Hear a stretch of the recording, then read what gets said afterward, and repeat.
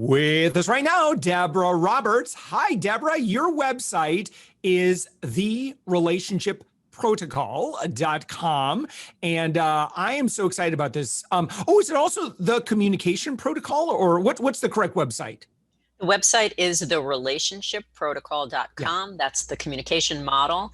And I created an online course called the Communication Protocol. I love it. I love it. Okay, listen, let's help some people communicate a lot more effectively, because I think about, imagine, Debra, how the world would be different if everybody had the skills that we're going to be talking about today. You are a man after my own heart, because this started out as a small thought of let me reach some people outside of my office. And I'm on a mission now to do exactly what you're talking about, because boy, do we need this. You know, even back in, and you and I were just talking before we hit record. So my background, I went to school for family therapy. My wife is a licensed marriage and family therapist. If nothing else, like just taking a relationship and communications class alone, like one thing that we learned that it just seems like such a small thing, but we learned about reflective listening, for example, and just that alone, that skill, especially when things, and I use this not just in in my personal relationships and family and so forth, but we use this also in our workplace, is when somebody has a concern, someone's bringing there's emotion here involved. I think it's just so important that if I have a disagreement, I don't need to be right. I just want to feel heard.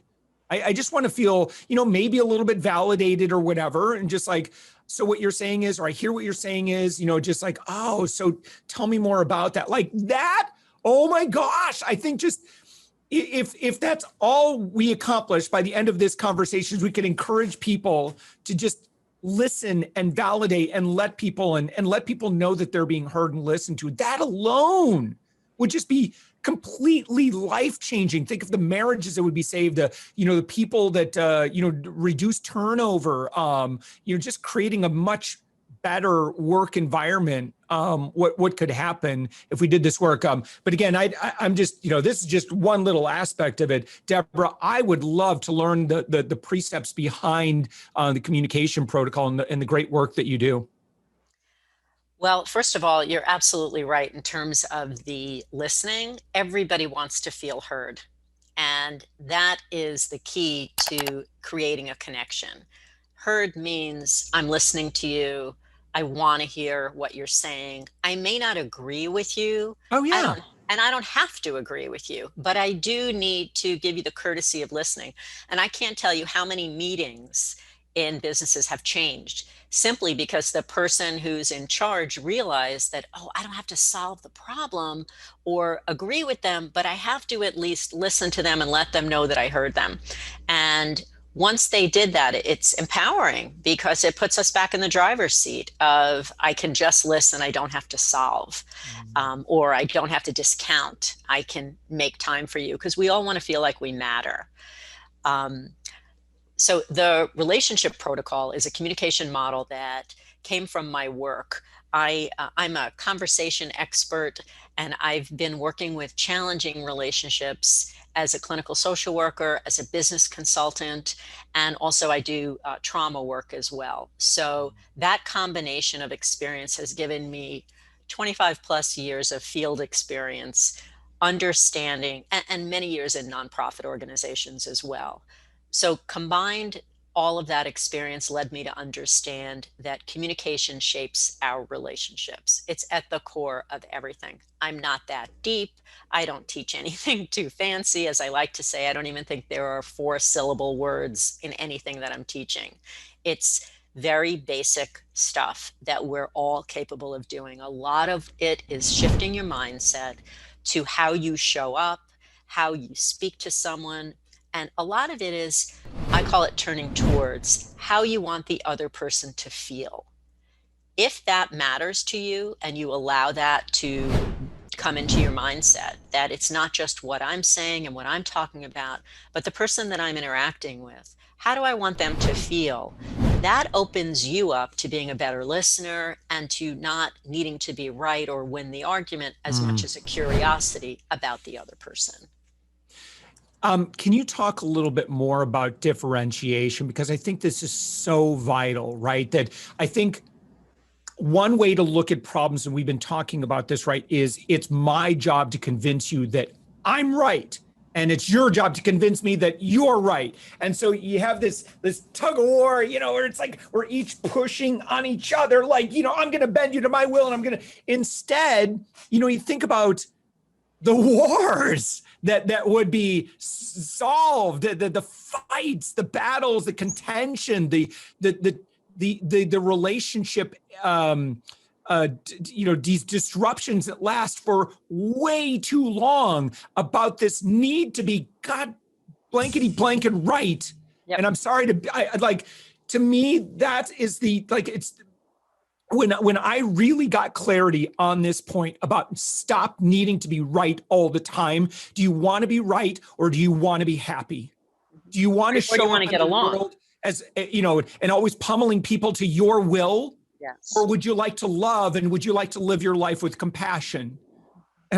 This is the, the side of this, where it's kind of an emotional thing for me because I know I discovered how freeing that was. Mm-hmm. It was like, instead, kind of like this imagery, imagine like, imagine we're arm wrestling or something like that. And so we say, here's your point of view. Here's my point of view. Correct. Here's your point of view. Here's my point. We can probably come to some sort of, place where everybody gets to win here, probably. And, we're also going to have to make concessions, but that's okay. The world is not meant, everybody doesn't have to think exactly like you do. And I see this nonsense, this crap on social media about if you don't believe like I do, then you're an idiot kind of thing. How absurd is that? Well, you're singing my song again. We're birds of a feather, Debra. We certainly are.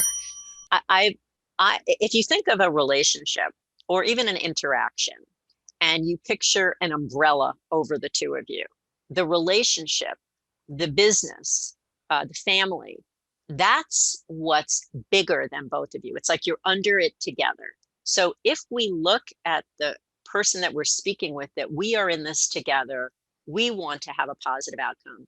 And it becomes more of a we conversation than an I conversation. It's not just about me. When I'm interacting with you, there are two people having the interaction. And that's part of what has gotten lost, I think, in a lot of these difficult interactions that people are having, because people get very stubborn and stuck in their ways, and they believe that their fundamental belief is right and yours is wrong. And that may very well be how they feel, but they still need to have the courtesy to hear you out. And again, you don't have to agree, but there is a certain amount of recognition that that the other person has a right to communicate what's on their mind as well. When you're talking about companies and businesses, a lot of what I teach and what my course talks about and what the outcome has been, which is so exciting, is a lot of business owners are saying, I knew I had a good group of employees and I knew my teams did okay, but now they're working together and they're more invested in working together. That increases the productivity. When we actually care about how the other person feels, how the other team is interacting with us, we're not at odds with each other, because how we both feel and what we want the outcome to be is bigger than us as individuals. And that's the key, that for the sake of my job, for the sake of my paycheck, for the sake of the project, for the sake of our family, that's why we lean in. We are not walking around as, in silos as individuals. We have to learn how to interact and hear each other in a positive way. And by the way, this isn't corny stuff I'm talking about. This is real life, practical, black and white. This is a good way to do it. And it's proven. It works. I've been teaching it for many, many years. Simple stuff, mindset shifts, and things change. So. You talk about, real world. Take us through an example of how this might look, how this might sound, how we can show up better with our teams or with the people that we love. So in terms of teams, I met with a Fortune 500 company. I had 200 people on the line. And in a very quick conversation, I explained to them that you now have about 4 different teams that are working on the same project together. It's a manufacturing company, and they all have different schedules and to some extent different agendas for how they wanted their team or what they needed to accomplish. So they were working at different paces, and they were all doing what worked for them. Nothing was getting done efficiently, and nobody was getting along. They were starting to resent each other, and there was a lot of tension in the office.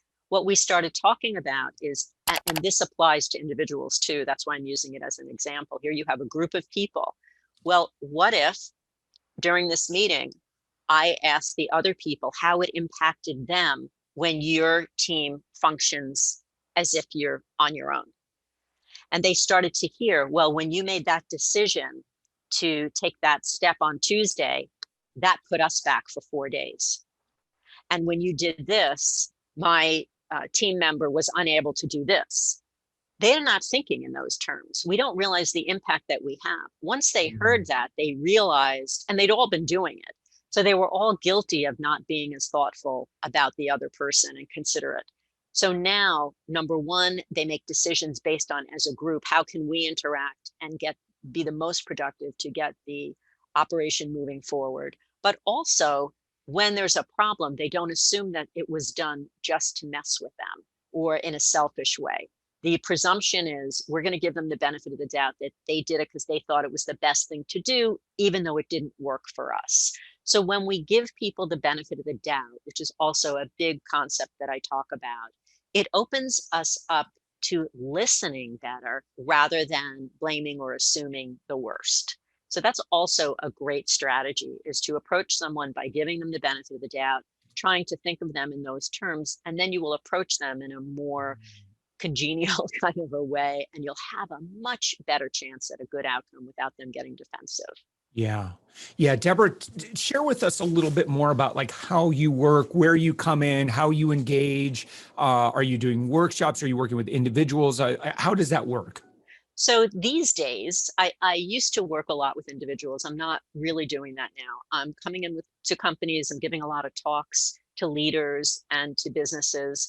And what I did to reach more people, I created an online course called the Communication Protocol. It is finishing up beta, but it's been amazing. It has proven to be exactly what I wanted it to do. They learned the relationship protocol model. It's a 10-lesson course. The lessons themselves are 15 minutes long. So it's very quick to go through it. There's worksheets to personalize their experience, and they have ongoing contact with my client relations team. So we are there in the background supporting you throughout the experience, throughout the 10 weeks and longer. And what happens is people start thinking more clearly, their self-awareness grows, they are interacting in a more positive way, conflicts are getting resolved, meetings are more productive, teams are working together better. So through this course, the Communication Protocol for companies, we're reaching more people, and soon we're going to be starting the Communication Protocol for individuals and relationships as well. So I'm super excited to be able to reach more people with this messaging, and they can go to the Relationship Protocol website and learn more about me and the model and my book. It's all good stuff. And everybody needs this. Everybody needs to be an effective communicator simply so they can say what they need to say and communicate their needs and get their needs met and feel heard. If I'm the CEO of a small organization, and let's say we're getting ready, we're going to have our monthly or our weekly 1 hour session on Zoom, what would be some actionable thing that leader can do that they can bring up at that next meeting to help encourage better communication across their teams? A big thing that you want to communicate to your team is that everybody in the organization is important, that everybody matters. and to keep the lines of communication open, that we run a transparent company because we want everybody to feel connected. The other thing is, I would talk about commitment to the organization, commitment to their job, to their position, and that we all need to show up in a committed way so that we can work together more effectively and efficiently and in sync with each other. A lot of times, individuals don't understand that how they show up, how they do their work, that they say they're going to get a project done by Tuesday. It's not done. And that becomes a repetitive pattern. They're not coming across as trustworthy or committed. So I think when we talk to people about how you show up and your reputation and what's important, is that we're all committed to the same goal, that we're in this together. We support you, but we need you to show up in a committed way. I think that's a lovely message that's positive, but it's all about we, us, we're in this together. You matter to us, but you must show up in a committed way. And then we will give you the benefit of the doubt that you are here giving it your best shot. And I think that's really all you can ask of someone. Yeah. Yeah. Debra, you also have a book, is that correct? I do. The Relationship Protocol: How to Talk, Diffuse, and Build Healthier Relationships. So I'm on your website, therelationshipprotocol.com. Is the book available on Amazon, or where can folks get it? Yeah, it's available on Amazon, or you can go to my website and get it. it. There it is. Yeah. It's a lot going on. Ooh, you got some great reviews here. It's on Kindle, it's on paperback. Fantastic. Yeah, it's a really easy read, and it gives you the model with a lot of examples so you can see how to use it in real life. This is about real life communication, no BS, real life that's applicable at work, at home. Because if you are less stressed at home, a lot of us have been through a big change this last year, and to be able to address any concerns or resentments or issues in a positive, easier way, that's going to make everything feel better. It's going to improve the quality of your relationships and your interactions. Yeah. Yeah. Listen, I'm just so passionate about this. And I know that there's someone who's listening to this conversation right now. And maybe there's a relationship in the workplace that there's a lot of tension. Maybe there's a relationship in their personal life. Maybe it's with their spouse or their partner, their loved one, a child, something like that. How can we begin repairs with a relationship that's strained? So the best way is to approach the person from the perspective that I want to get along with you. I want to have a better relationship with you. Whatever it is that's going on, approach them by giving them the benefit of the doubt that they also want to have a positive outcome. But I would say those words. This has been a tough time for all of us. And maybe we can talk a little bit about this so we can figure out what's going on and work through some of the issues that we've been facing, because it benefits all of us to get along better. I want to have a better relationship with you. You matter to me, depending on obviously the relationship. If it's an intimate relationship or a business relationship, would dictate how you would speak to the person. But go in with an attitude of, I want to improve this relationship. I want to feel better in this relationship. Don't get defensive. Own your part. If they tell you you've done something wrong, you didn't intentionally do it, but you did something perhaps that bothered them. So when we own our part and we take responsibility, that also helps the person to feel heard. And it's a great way to diffuse any kind of trouble that's happening between two people. My wife, I was entering into what I knew was going to be a difficult conversation a number of months back. And, my wife gave me some advice going into it. She's like, address the emotion first, validate the emotion, even if you think it's, it's unjustified or whatever. It doesn't matter, right? And so that's exactly what I said. I said, listen, before we start getting into, kind of reviewing the activities and so forth, and blah blah blah. I just want to acknowledge the emotion. I totally validate what you're feeling right now. It's frustrating. It's frustrating for me. And I just want you to know that, if there was anything that I did that kind of led to this disappointment, I just want to apologize in advance. So that didn't cost me anything, and ego wise, I apologize multiple times a day. and apologies just don't, if they're genuine, they're authentic, which of course they have to be, but otherwise, what's the cost of an apology? It doesn't cost us anything, but it means everything to the other person. I wish we had so much more time, Debra. I want to make sure that folks know how to find you. And again, your website is therelationshipprotocol.com. Right there, they can click on, you've got your new online courses, which congratulations on that. You've got the book. Anything else? There are some downloads there that are super helpful also. One is called Tell Me What to Say, which gives you a way to start conversations for the 3 most common reasons why we avoid conversations. And there's also one for workplace involvement and how to build trust among employees, which is an important thing too. And I want to go back to your comment about the apology for one quick second, because I want to just also rubber stamp what you're saying. The key to apologies for the example even that you're giving is that you're just apologizing for that interaction. You're not apologizing for your entire life. So it doesn't have to feel so big.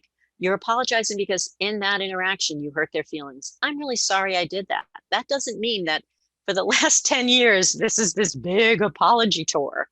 So keep that in mind, that you don't want them to feel that way and you're just addressing that. I just think that's super important to close out on that note. But I'm happy to address anything that anybody needs a little extra support with.